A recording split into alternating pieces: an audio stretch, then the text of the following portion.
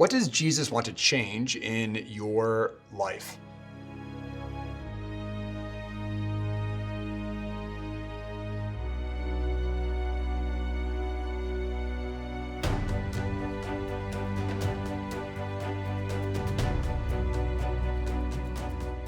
Welcome to Rise Up. It is Monday. Thank you for pressing play. This is Father Jonathan Meyer, and I am excited to be with you today.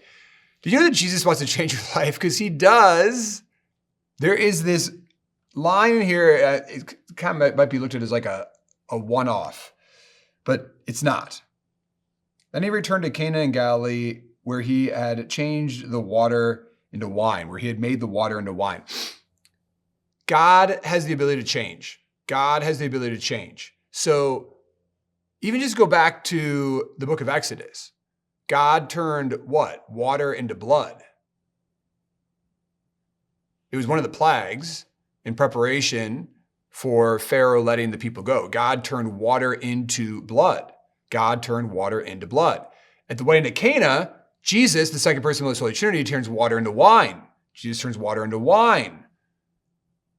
Then at the Last Supper, Jesus turns wine into his blood. Oh my gosh, this is all kind of water to blood, water to wine, wine to blood. What's powerful about all of this? Jesus can change things. God can change things.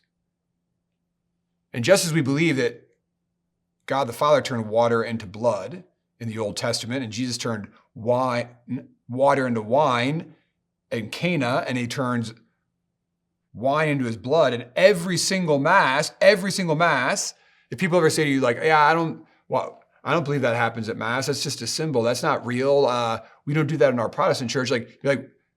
If God turns water into blood and water into his wine, then why would he not have the power and the ability to turn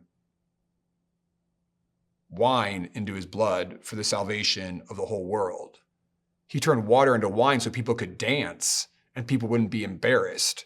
Why wouldn't he turn wine into his blood so people could be saved? Nonetheless, God can change things. God can change things. God can change things, which means God can change you. The difference is this.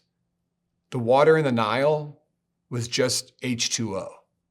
The water in Cana was H2O. Just an object, and it was just substance. It was just water. See, God can change things, but we're harder because we have a will.